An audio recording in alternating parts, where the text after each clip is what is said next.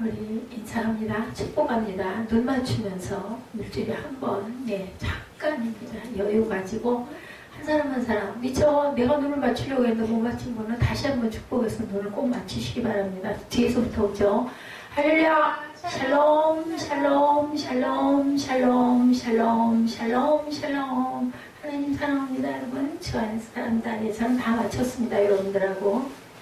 오늘 본문 너무 잘 아는 말씀이죠. 아까 베데스다 연못, 그 은혜의 연못이다, 은혜라는 뜻을 갖고 있더라고요. 보니까 오늘 본문이 시작합니다. 뭐라고 1절에 그 후에 유대인의 명절이 되어 예수께서 예루살렘에, 하지만 명절은 한 달 반 정도죠. 계속 그 명절들이 6월절로부터 시작해서 초막절 그리고 7.7절 이 세 가지 절기를 도는 데는 한 달 반 정도가 걸려요. 그렇기 때문에 절기가 시작이 되면 모두 다 어디로? 예루살렘으로 모여가서 잠을 어서졌다고요. 가족들이 잘 데가 없으니까 동굴, 어디 무덤. 그래서 회칠해 놓은 하얀 무덤, 깨끗한 무덤 속에 들어가서 자려고 하다 보니 뭐가 있다고요? 사람의 뼈가 해골이 여기저기 널려있고 회칠하지 않고 지저분하게 생긴 그런 그 돌무덤에 들어가면 아주 편안하게 잠잘 수 있는 곳이었다라는 얘기를 제가 말씀을 드렸어요.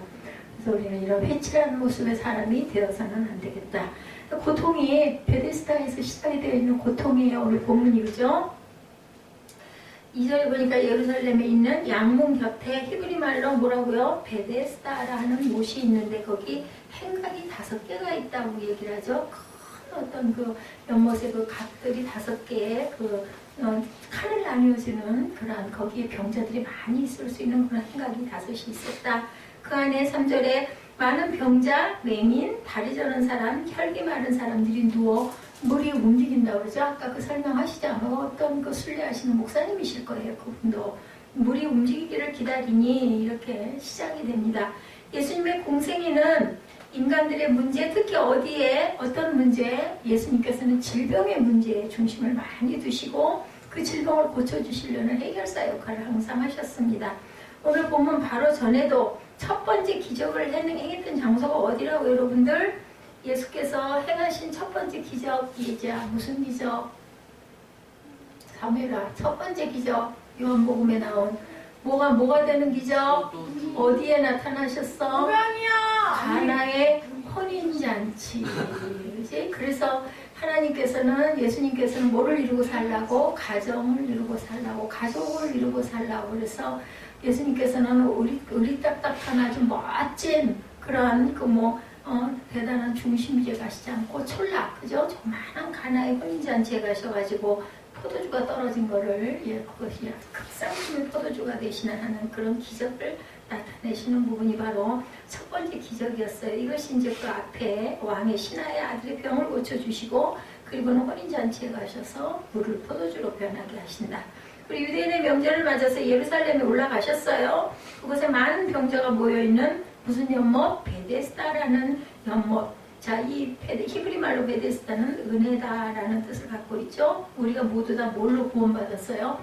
은혜로 구원받았어요. 하나님께서 예수님을 통해서 우리를 고쳐주시기 위해서 예수 그리스도를 우리에게 보내셨습니다. 그래서 환자들이 모여있는 곳, 우리 인생의 현장이 바로 이런 곳이라는 것을 여러분들 생각하시기 바랍니다. 모든 문제의 집합소, 어디와 같다? 베데스다에서 시작이 되는 모든 일들이 이렇게 일어나죠. 그곳에 문제 해결하는 해결사는 누구시라고? 예수 그리스도시다. 무엇을 통해서? 말씀을 통해서. 그 말씀을 사모해서 이곳에 여러분들이 저와 함께 모여있는 줄로 믿습니다. 자, 특히 38년이나 문제를 해결하지 못하고 고통 가운데 있었던 한 남자의 이야기죠. 오늘 사람들이 그곳에 모여있는 이유는 4절에 설명합니다. 뭐라고 얘기해? 4절. 이는 천사가 가끔 못에 내려와 물을 움직이게 하는데, 사회라, 손 입에다 넣지 말고 4절 하면 4절을 읽어. 그러면 안 지루해. 딴 생각이 안 들어와. 자, 4절. 이는 천사가 가끔 못에 내려와 물을 움직이게 하는데 움직인 후에 먼저 들어가는 자는 어떤 병에 걸렸든지 낫게 되밀어라. 뭐로 들어갔을까요? 물 움직이면 첫 번째 들어가야 된다라는 것은 뭐예요? 그 말씀을 믿는 믿음이죠. 그렇지 않으면 첫 번째 들어가면 어떻고 두 번째 들어가면 어떻고 안 들어가면 어때? 그러면은 그냥 그대로 앉아 있으면 되는 거예요. 선택은 누구에게? 우리의 몫입니다. 항상, 그죠? 말씀을 믿고 믿는 자마다라고 하죠. 그래서 독생자를 주셨으니 이를 믿는 자마다 멸망하지 않고 뭐를 얻는다? 영생을 얻는다 하셨어요. 여기도 마찬가지예요. 베데스다 연못에 먼저 들어가는 자가 라고 나타나서 다들 기다리고 있는 게 물이 움직일 때를 기다리고 있는 거예요. 물이 움직이기만 하면 내가 먼저 뛰어들어갈 거야. 아수라장이었을 것 같아요. 근데 그 믿음, 내가 나을 거야. 먼저 들어가면 나 고쳐주신다고 해서 그 믿음이 중요하다. 가끔 천사가 물을 동하게 하는데 그 순간에 가장 먼저 들어가는 사람이 병이 낫는다는 이야기.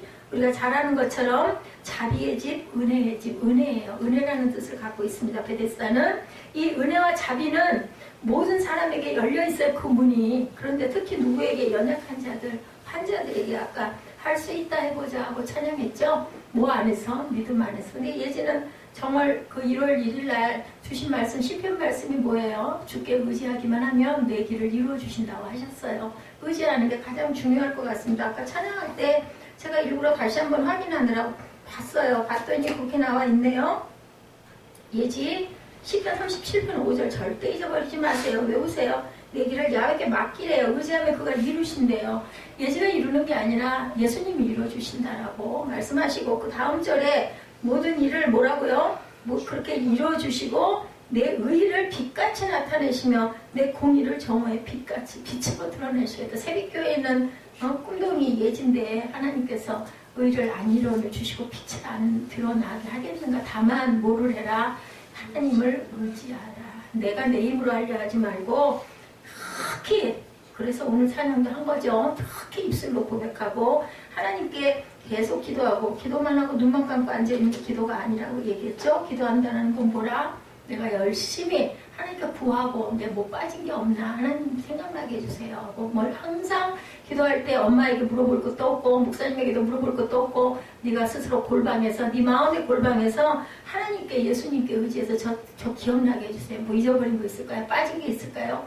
가서 어떻게 하는 게 가장 제가 잘 좋은 결과를 얻을 수 있을까요? 하고 항상 기도하고 그리고 묵상하기 바래요. 일주일 동안 특히 이제 오늘부터 뭐 그 접수가 화요일 날이라니까 뭐 한 주일이 남지도 않았네. 지난 주일을 그렇게 지냈을 줄로 믿고 또 본주가 다 다가올 때 월요일부터 화요일까지 그리고 목요일, 금요일 그죠? 디데이죠? 금요일 날이 시험을 볼 때도 실기시험은 분명히 볼 건데 보게 되면 딱 실기시험 보기 전에 급하게 서둘지 말고 눈 딱 감고 예수님에게 먼저 손 모으고 기도하고 최선을 다할 수 있게 해주옵소서 하고 내 기량을 다 보일 수 있게 해달라고 하나님과 의지해서 기도하고 하면 하나님께서 분명히 시편에 1월 그 1일 날 뽑은 그 제비고 뭐 이런 일이 있을 줄 알았나? 그때는 우리 몰랐잖아요. 그때 말씀을 주셨으니 그 말씀이 정답이라고 저는 믿습니다. 응급실에 가면 어때요? 제가 병원에서 나오다 보니 병원을 많이 다니다 보니 응급실 주변에 왔다 갔다 할 일이 있는데 또 뭐 드라마에도 요즘에 병원 드라마가 많죠. 응급실에는 곧 숨 넘어가게 생긴 아니면 사고가 난 사람들이 막 모여 있는 것이죠. 누구나 응급실 들어온 환자들은 같은 생각을 합니다. 내가 제일 아파 지금. 내 병이 제일 심각해. 나는 죽을 것 같아. 막 생사의 기로에 놓여있죠. 아주 전쟁터 같아요. 그죠? 거기에 있는 그 의사 선생님들도 마찬가지고 간호사들도 마찬가지고 가족들도 마찬가지고 엄청나죠. 소란스럽고 누군가라도 아는 사람이 있다면 누군가라도 나를 좀 도와줄 사람이 있으면 얼마나 좋을까 하는 절박함들을 이는 가지고 있는 이것이 바로 어디다? 베데스다였다. 그 연못이었다라는 얘기입니다. 자, 우리가 내가 도움을 받을 것이 아니라 나만이 보이는 것, 그래서 어쩌면 지옥 같은 곳, 응급실에 환자들이 넘쳐날 때, 그죠? 저 사람만 아니어도 내가 도움을 받을 수 있다. 저 사람 좀, 우리 또 예지 그 경쟁자들이 얼마나 될지 모르지만, 내 친한 친구가 거기 시험 보러 오는데, 그러면 마음속으로 무슨 생각했다고요? 지난번에 쟤도 내 경쟁자가 될 텐데. 갈래다 안 갔어. 그래도 가보지 그랬어. 우리가 차마 입에서 안 나왔다는 거죠. 한 명의 경쟁자가 늘어난다. 응급실도 마찬가지다. 우리 인생길도 마찬가지다. 근데 우리는 어떻게 해야 돼요? 더불어 가야 돼요. 더불어. 함께 손잡고 가야 된다. 나를 죄를 고쳐줬다 해서 예수님이 나를 안 고쳐주실 리가 없어요. 죄를 고쳐주세요 하고 갖다 디밀면 내 병은 저절로 나는 줄 믿습니다. 이런 마음, 이런 사랑의 마음을 가져야 된다. 오늘 본문의 시작이 명절이라고 그러죠. 6월절. 예, 그날이 6월절인지 감사절인지 정확하게 나와 있지는 않지만 뭐라고 얘기해요? 이제 절기가 가까웠기 때문에 예수께서 어디로 가셨다고요? 예루살렘의 명절이 되어서 예루살렘에 올라가셨다. 그 전리가 됐다라는 얘기예요. 이렇게 해서 우리들도 어떤 추석이나 설이나 이럴 때 특별한 날들 모이면 가족들이 모이게 되면 담소를 많이 하죠. 그 중에서도 누구네 딸은 어땠대, 누구네 아들은 장가를 갔대, 누구는 아파서 병원에 입원했대, 누가 수술을 했대, 근데 참 잘 됐대, 누구는 암이 걸려서 이런 얘기들을 많이 합니다. 그것은 38년 동안 병 낫기를 기다리는 38년이 참 긴 기간이에요. 그죠? 그 사람에게 명절은 괴로운 날이었을 것이다. 왜? 설렘과 기대의 시간이 아니라 아픔의 시간. 너무너무 사람은 넘쳐나고 나 저기 좀 들어가야 되는데 뭐가 많이 생겨요? 경쟁자가 더 많이 생긴 거죠. 환자의 아픔도 아픔이지만 38년이나 이 환자를 보아야 했던 가족들의 마음은 어떠했을까? 그런데 우리의 인생이라는 것이 해결하기 힘든 문제들을 늘 안고 살아갑니다. 우리 스스로가 그럴 만한 능력이 없는 거예요. 그래서 문제에 꼬리를 계속 물죠. 이제 좀 숨 좀 쉴 수 있을래나 하고 딱 기대하면 또 다른 문제가 또 탁 터져요. 그거 수습하느라고 또 헐레벌떡하고 숨 쉴 틈이 없을 정도죠. 본문 4절에 천사가 가끔 못에 내려와 물을 움직이게 하는데 움직인 후에 먼저 들어가는 자는 어떤 병에 걸렸든지 낫게 되밀어라. 그런데 성서학자들에 의하면 이 말은 실제로 존재하는 것이 아니라 그런 소문이 있었다 이렇게 해석이 나와 있기도 합니다. 무슨 마음일까요? 지푸라기라도 잡고 싶은 마음이죠. 물에 빠진 사람이.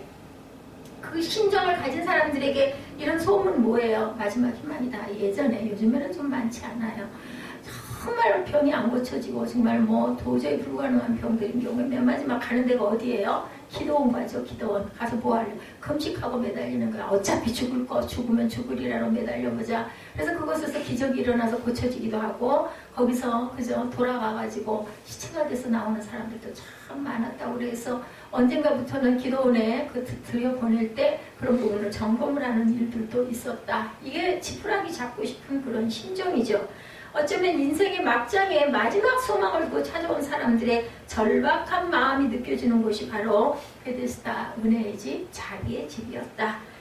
불치병들 앓는 사람들에게 얘기들 많이 하죠.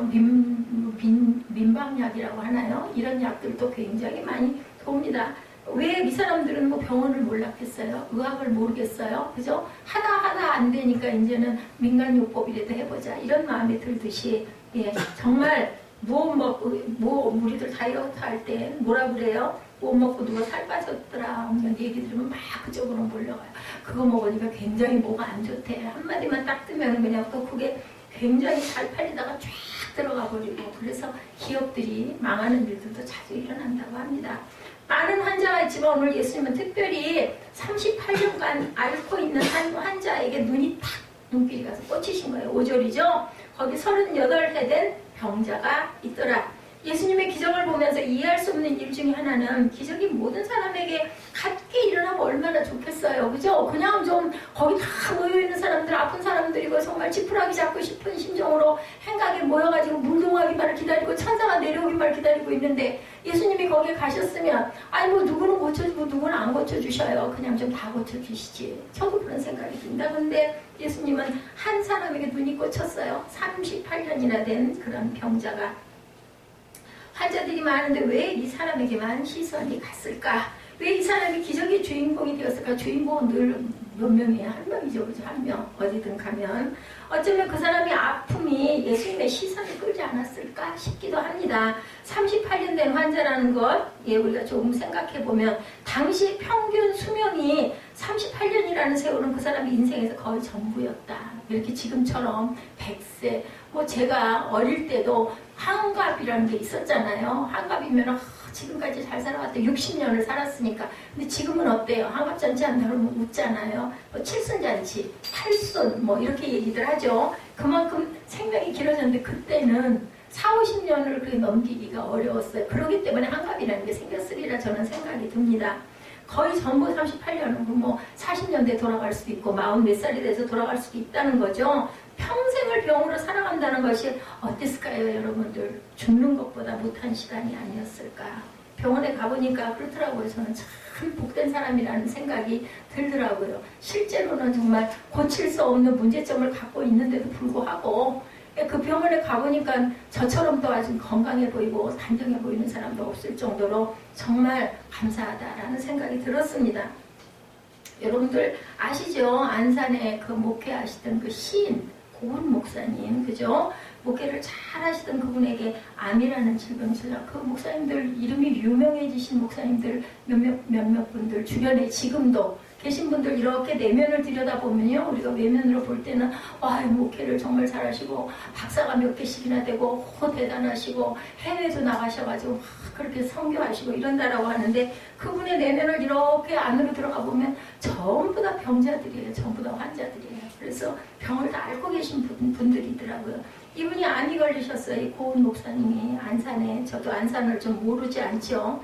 오랫동안 투병 생활을 하셨어요. 언젠가 목사님을 찾아가 후배 목사님이 물었다고 그래요. 목사님 힘드시죠? 하고 물어봤더니 이 목사님 대답이, 교인들 항암 치료한다면 다 뭐라고 얘기하냐면 그 항암 치료하는 사람들 보면서 아이고 힘들겠구나 이 정도로만 생각을 했는데, 내가 이걸 걸려보니까 정말 너무너무 힘드네. 그러면서 얘기가, 확신한 천국 소망 두고 사는 사람인데 이거 안 받고 빨리 천국 가고 싶다라는 생각이 드는데, 많은 성도들이 내 생명 걷어가고 우리 목사님 살려주세요 하고 찾아기도하는 그 성도들을 보면 내가 정말 살아있긴 있어야 되나 보다 하는 생각이 들었다. 참 행복한 분 아니세요? 이분. 저는 굉장히 이 말씀에 그 간증을 읽으면서 너무너무 은혜를 받았습니다. 얼마나 대단하면 집사님들이 기도하면서 저를 대신 가져가시고 우리 목사님 고치셔서, 연세도 많으세요. 그 고은 목사님이 노년이시거든요. 그러다 보니 내가 정말 나 데려가세요 소리를 참 못했다. 투병 중에 쓰신 시 한 편을 이렇게 보여주셨다고 합니다. 이 시가 상당히 그죠? 아주 진솔한 시 같아서 제가 여러분들에게 읽어드릴게요. 주님, 내 아픔이 너무 커서 그 아픔이 가족들이 아픔이 되지 않기를 기도합니다. 주님, 내 아픔이 너무 길어서 그 아픔이 교회의 어두운 그늘이 되지 않기를 기도합니다. 얼마나 오랫동안 그죠? 아프셨으면 이러셨을까요? 주님, 내 아픔이 너무 유별나서 세상 사람들의 조롱거리가 되지 않기를 기도합니다. 이 고은 목사님의 시예요. 이 시가. 안산에 가면 고은 목사님이 시인 목사님이라고 그래가지고 성도들이 많이 찾는 그런 교회입니다. 그냥 혼자 아프고 혼자 울기도 지금은 너무 벅차기 때문에 끝말미가 이래요. 그냥 혼자 아프고 혼자 울기도 지금은 너무너무 벅차다. 그래서 내 아픔이 정말 너무 유별나서 교회의 그늘이 되거나 사람들의 그 입에 오르내리는 그러한 아픔이 되지 않았으면 좋겠다. 제목이 주님, 내 마음이 너무 커서, 이런 제목입니다. 예수님께서는 보시고 아셨어요. 누구를? 38년 된 병자를 보시고. 오늘 그 말씀이 6절 말씀인데, 예수께서 그 누운 것을 보시고, 그죠? 병이 벌써 오래된 줄 아시고, 본문이에요. 이르시되 뭐라고 그러셨어요? 내가 낫고자 하느냐. 보시고 아시고 내가 낫고자 하느냐라고 물어보시죠. 주님께서 그곳에 찾아와 그들의 문제를 보시고 38년 된 환자의 아픔을 아셨지만 그들은 주님을 바라보지 않았다라는 것이 여기 내용으로 보입니다. 그들은 주님께 눈길 한번 주지 않고 오직 몸만 바라보고 있었겠어요? 옆몸만 바라보고 있었어요. 뭐가 되기를? 물이 동하기를. 천사가 내려와가지고 물이 막 움직이기를, 기적을 이렇게 들여다보고 있는데, 기적은 어디에 왔어? 예수님을 통해. 예수님이 오셨어. 고치는 분이 오셔서. 사람들은 아무도 몰라. 이거 물 동하는 거 바라보고. 동하면 내가 제일 먼저 들어가야 되니까 다 준비하고 있는 거야. 몰랐다라는 거죠. 우리 인생 안에도 예수께서, 하나님께서 우리를 바라보고 계신데 우리는 뭐해? 감 떨어지지 않나? 감나무 쳐다보고 있는 거야. 내가 얼른 가서 주워 먹어야지. 이런 마음을 갖고 있다는 거죠.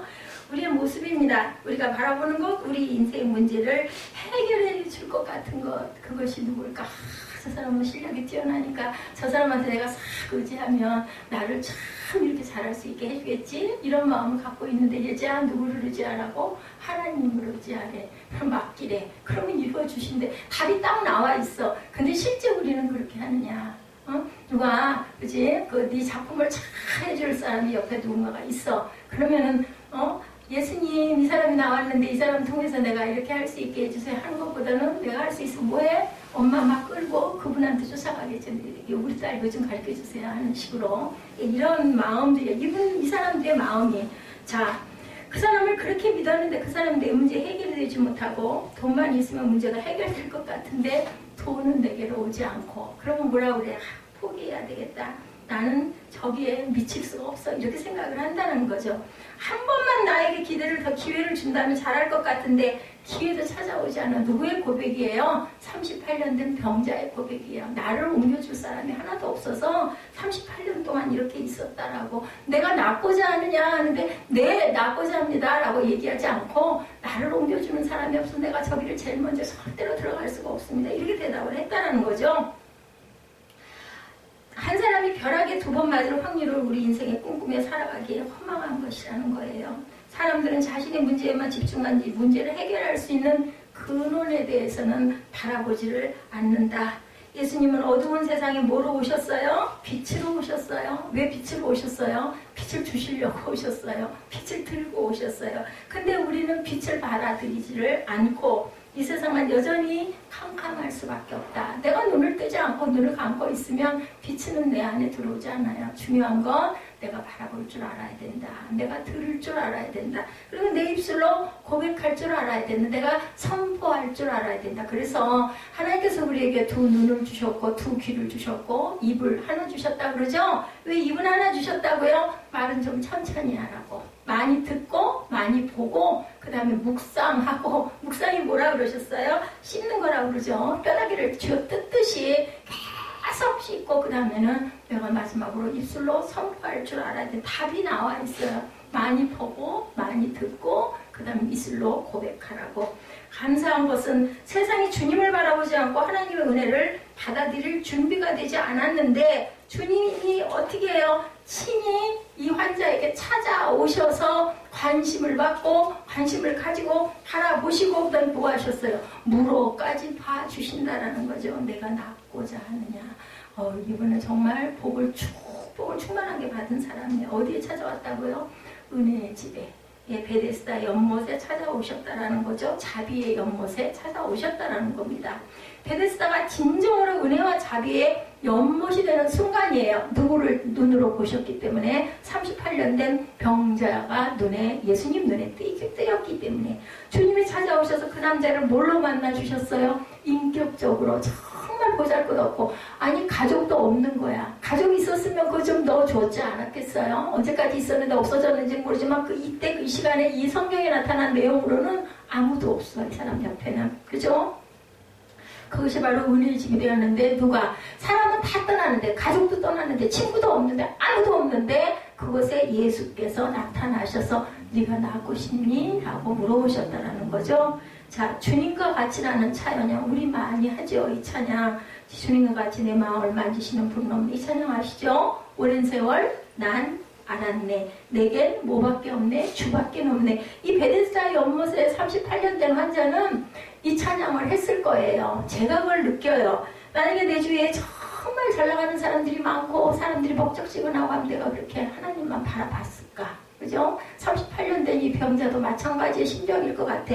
이 찬양을 하면서 그 감동이 깊이 오는 사람은 아무도 없어. 주밖에 없을 때 이 찬양에 감동을 받습니다. 여러분들 내가 내 환경이 조금 좀 어렵다 해서 내가 정말 좀 아프다 해서 너무 그거 안타까워하지 마세요. 그런 사람일수록 하나님을 더 찾게 되고 구하게 되고 그런 사람일수록 주님을 만나게 될 수 있는 기회가 더 많다라는 것. 아까 부자 청년 이야기가 일부 우리 새빛 예배에 나와 있는 주제였었어요. 그래서 부자 청년 그거를 보냈어야 되는데 못 보내고 사무엘한테만 모아놨다가 아까 그래서 잠깐 우리 새빛 꿈동이들이 있기 때문에 보여준 건데 부자 청년이 그렇게 많은 재산을 갖고 있지 않았다면 귀한 관직에 있지 않았다면 예수님의 12제자처럼 별 볼 일 없는 사람이었다면 나를 따르라 다 놔두고 나 따라와 그러면은 그냥 얼른 일어나 따라가지 않겠어요? 가진 게 너무 많다 보니까 심히 어떻게 하고 근심하고 뒤돌아갔다라고 나와 있습니다. 부요함, 세상의 부요함에 너무 안타까워하지 마시기 바랍니다. 고통받는 자녀 품으시니 주밖에 없네. 주의 자비가 강같이 흐르고 주 손길 치료하네. 내겐 주밖에 없네. 우리 나중에 이 찬양 결단 찬양 하도록 한번 누가 좀 찾아봐 주시기 바랍니다. 주님이 찾아오시는 것, 주님을 만나는 것이 바로 오늘의 베데스다 연못이다. 우리 문제 가운데 하나님은 항상 우리와 함께 하시죠. 예수님을 믿으면서 하나님을 진정으로 인정하지 않는 것이 문제예요. 문제. 그죠? 다른 것만 보고 있다는 거죠. 아까 얘기했죠? 창조주신 하나님께서 우리 인생의 문제를 해결하시는 누구시라고요? 해결사로 우리를 딱 기다리고 있어요. 근데 참 하나님도 야속하시죠. 그냥 딱 알고 좀 해주시면 어때? 꼭 뭐 해야 돼요? 내가 찾아야 돼요. 내가 구해야 돼요. 내가 불러야 돼요. 그래 내가 여기 있다. 근데 저 같아도 그럴 것 같아요. 내 아들이, 내 딸이, 나 이거 필요해, 나 이거 좀 줘 하면, 그래, 여기 있으니까 가져가. 하는데, 아닌데, 얘, 너 이거 여기 있으니까 가져가라. 그러고 싶겠어요? 안 한다는 거죠. 어느 날 베데스다 연못가에 찾아오신 예수님은 38년 된 환자이가 내가 낫고자 하니 물어봤다라는 거예요. 그냥, 얘 여기 아픈 거 얘 고쳐줘야겠다가 아니라, 너 낫고 싶니? 물어봤다라는 겁니다. 그렇다면 우리는 선택을 꼭 해야 된다는 게 중요하다. 참 답답한 것은 이 사람에게 낫고자 하는 소망이 있었으나 묻고 계시는 분이 누구인지 알지 못하고 신세 한탄을 했다. 네, 한마디면 될 건데 뭐라고 그랬어요? 내가 이 모양 이 꼴로 사는 것은 아무도 나를 빨리 물에다 넣어주지 않기 때문입니다. 우리의 모습이에요. 이것도 저의 모습입니다. 이것이 참 도와주는 사람이 없어서 38년 동안 이렇게 살았다. 근데 가만히 생각해보면 38년을 몸을 제대로 움직이지 못하는 상태에서 살았다는 것, 그것이 바로 또한 한편으로는 기적이죠. 그 이면에는 누군가의 도움이 있었으니까 38년 동안 굶어 죽지 않고 먹고 있지는 않았을까. 그죠? 제대로 몸도 움직이지 못하는 그가 살아서 숨쉬고 먹고 살 수 있었다는 것이 혼자 된 일이 아니에요. 그럼 1차적으로 뭐 해야 될까요? 우리가 감사해야 되겠죠. 내가 그래도 몸이 이럼에도 불구하고 38년씩이나 살아있게 기회를 가질 수 있도록 내가 살아있는 게 감사하다는 감사를 해야 될 텐데 우리는 그 감사 안 해요. 근데 소원은 뭐니까? 고침받는 거니까. 안 된 것에 대한 불평을 한다는 거죠. 그 시간을 보내면서 생명을 연장할 수 있었던 은혜와 더불어 그가 그의 자리로 예수님이 지나가고 계셨다는 것을 생각하면 축복의 사람이에요. 우리는 지금 성경을 보면서 와, 이 사람 진짜 우리 그냥 쉬운 말로 얘기하면 횡재했네, 땡 잡았네, 그 생각을 하는데 이 사람은 몰랐다는 거죠. 주님을 만난 그 자리에서도 여전히 그는 불평하고 있었습니다. 6절에 예수께서 그 누운 것을 보시고 병이 벌써 오랜 줄 아시고 내가 낫고자 하느냐? 병자가 대답하되 주여, 물이 움직일 때 나를 못에 넣어주는 사람이 없어 내가 가는 동안에 다른 사람들이 먼저 내려가나이다. 너무 억울해요. 이 얘기를 하는 거죠.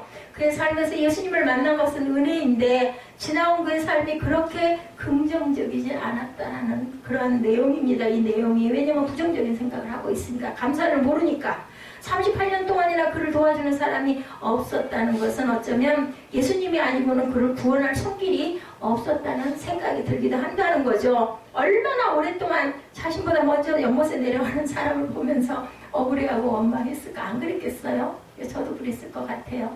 나는 이거 갈 수가 없어갖고 못 들어가는데 저 사람들은 가가지고 다 병이 났네. 그죠? 다행이다. 아유, 고쳐서 다행이다 마음도 들지만 왜 나는 안 될까? 이런 마음으로 너무너무 마음이 아팠을 것이다라는 거죠.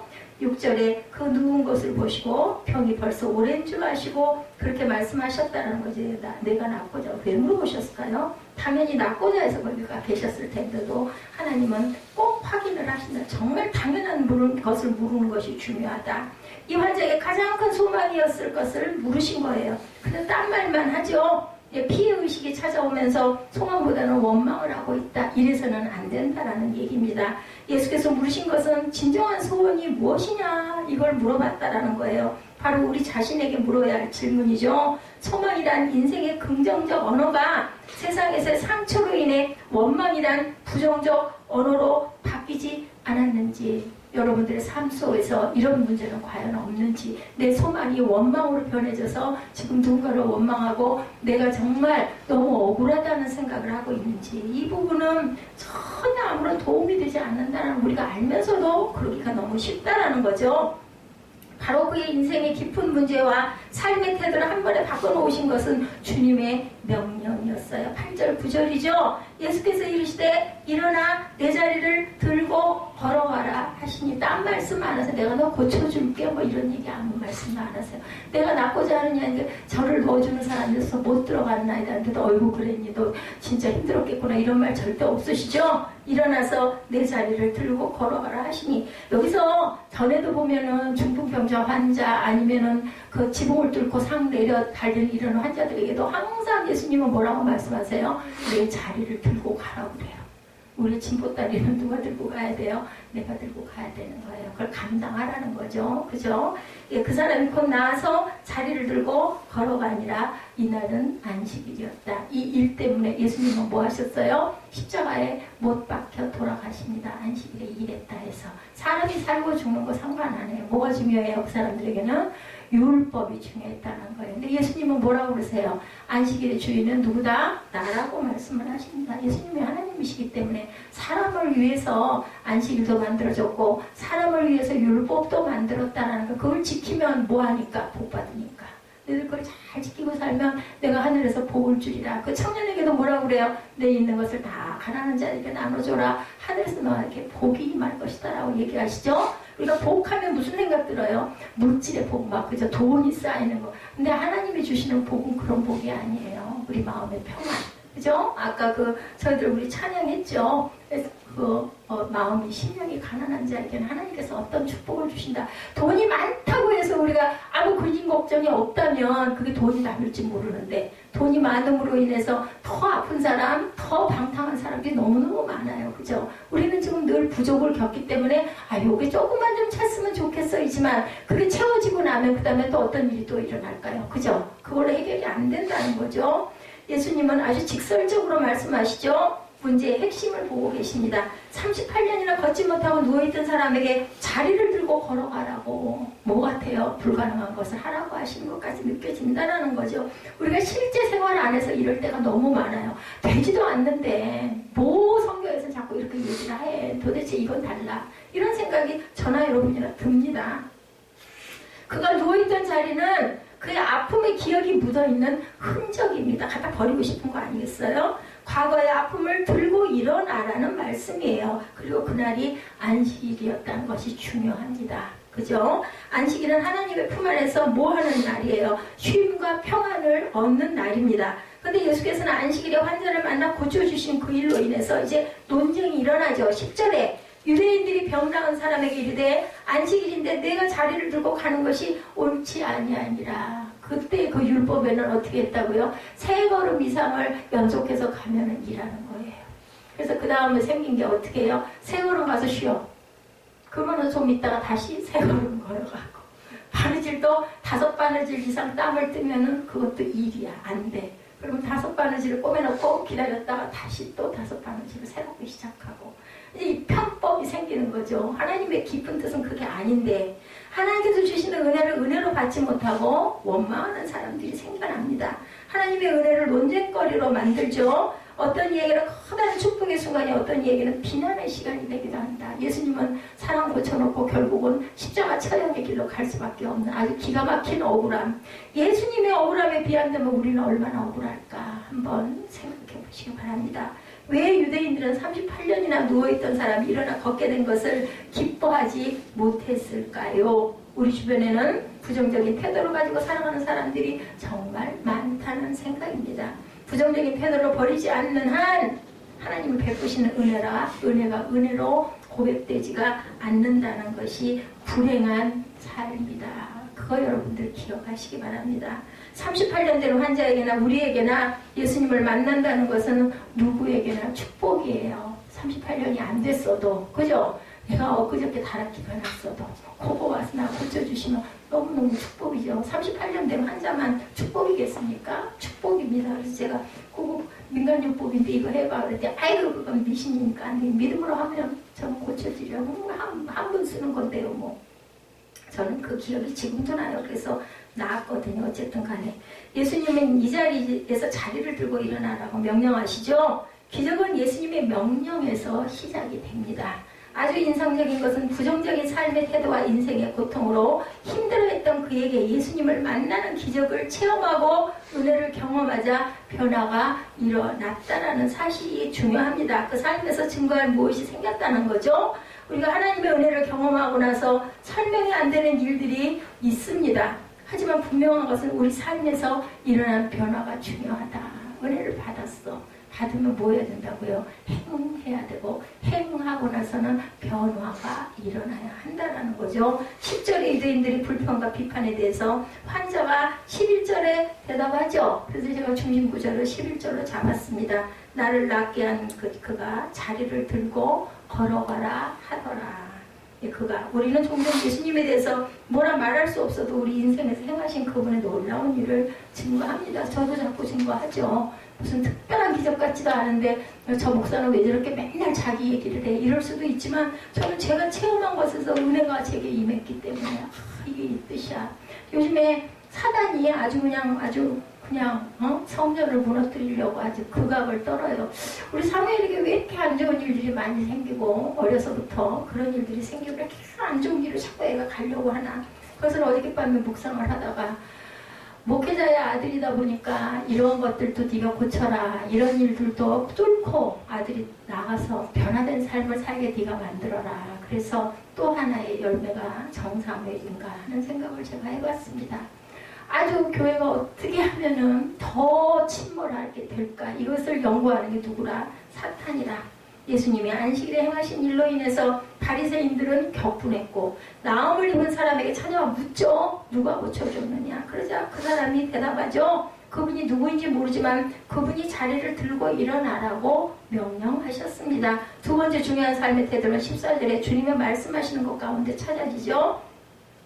그 후에 예수께서 성전에서 그 사람을 만나 이르시되 보라 내가 나았으니 더 심한 것이 생기지 않게 다시는 죄를 범하지 말라 하시니 이 사람은 38년 된 병자인데 죄를 범해서 38년 동안 병자가 됐대요. 왜 그게 우리 몸의 질병이 무슨 죄일까? 이 생각이 들기도 하지 않습니까? 근데 예수께서 하나님께서 우리에게 몸을 주셨을 때 그 몸을 어떻게 잘 지니라고 그랬어요. 그죠? 네 몸이 거룩한 성전이라고 그 성전을 잘 관리하라고 그랬는데 내가 잘 관리하지 못해서 뭐 세균을 통해서 아니면 환경을 통해서 아까 또 뭐 그 비염들이 많으신 것 같아서 제가 그걸 하나 올려봤는데 혹시 참고가 될까 해서 올려봤습니다.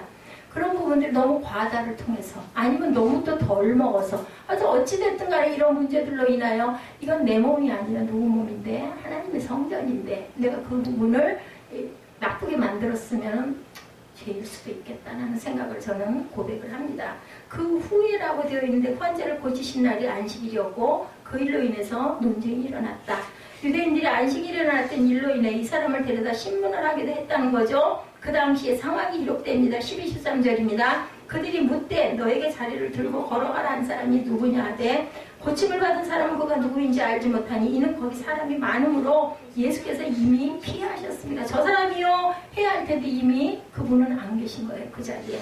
알았겠죠? 예수께서는 분명히 또 사람들이 들들 더 모여들 것이다 라를 알고 살짝 피하셨습니다. 예수님께서는 그 기적이 목적이 아니에요. 기적을 통해서 하시고자 하는 일이 항상 있으시죠. 기적을 이루시면 이 기적 이루신 다음에 꼭 목적이 따로 있습니다.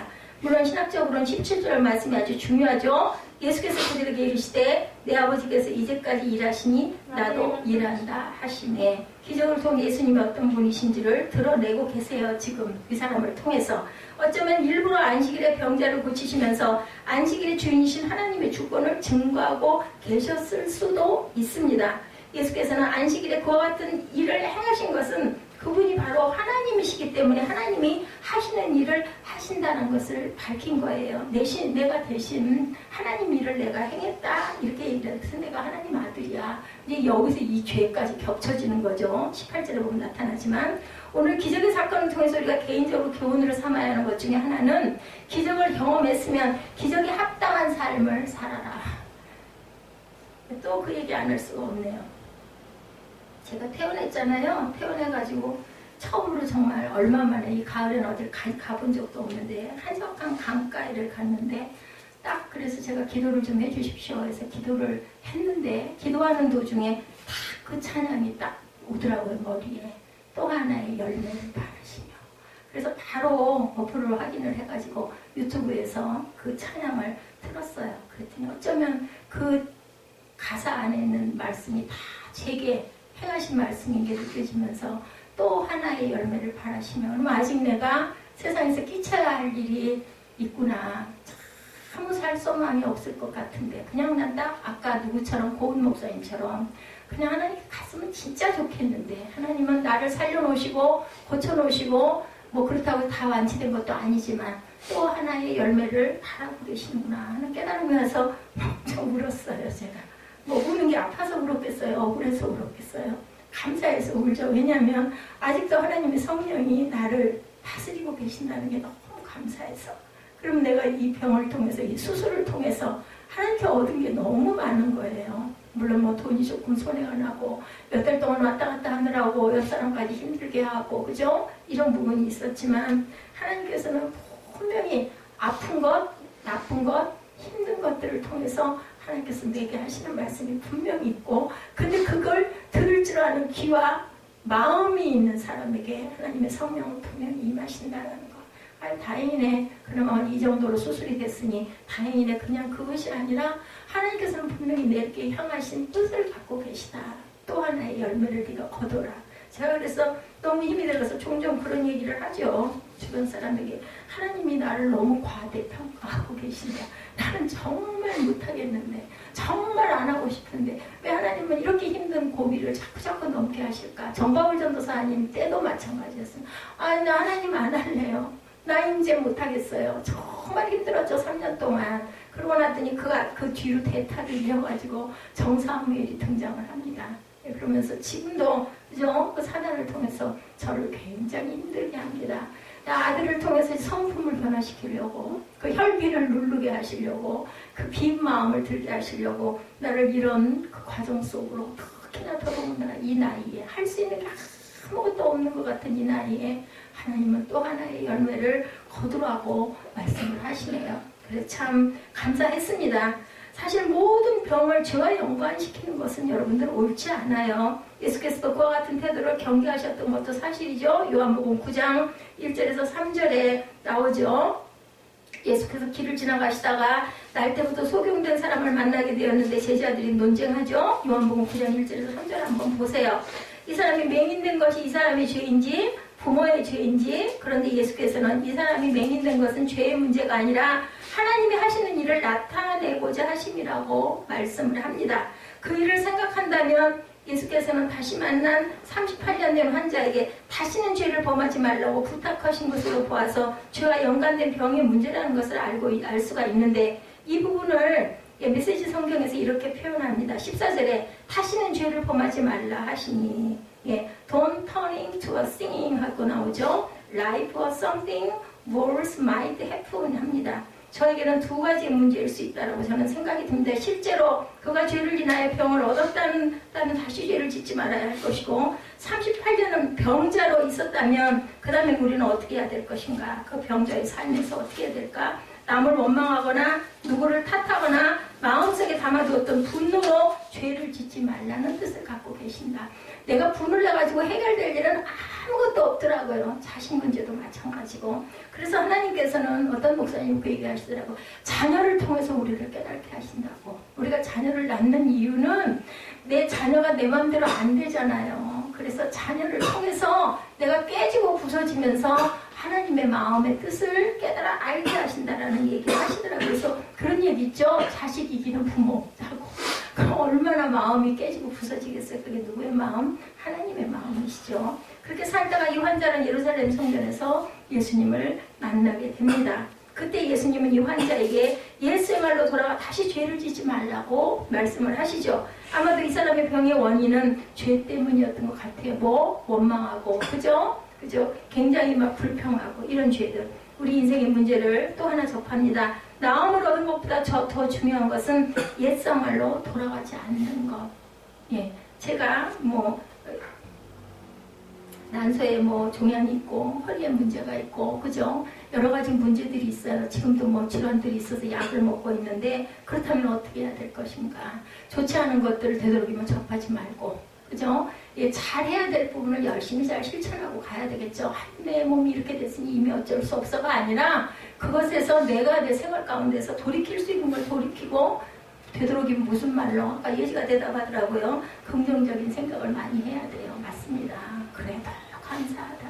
어휴, 저렇게 암으로 막 그 암 선고받은 사람도 저렇게 많은데 나는 뭐 그까짓 건 아무것도 아니지.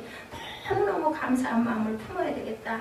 바로 오늘 기적을 통해서 예수께서 일하는 방식과 목적을 우리가 발견하는데, 우리 문제 가운데 오셔서 자비를 베푸시는 주님께서 중요한 것은 우리의 삶이 예전으로 돌아가지 않기를. 나쁜 습성이 있었으면 그 나쁜 습성을 고쳐야 될 것이고, 나쁜 식습관이 있었으면 그것도 또한 고칠 줄 알아야 될 것이고, 그걸 고집을 하고 나는 못 고쳐, 나는 나이가 이만큼 먹었고 나는 그냥 입에 그냥 물들었으니까 이렇게 살 거야. 그러면 결국은 절대로 고쳐질 수가 없다. 뭐를 열어야 돼? 귀를 열어야 됩니다.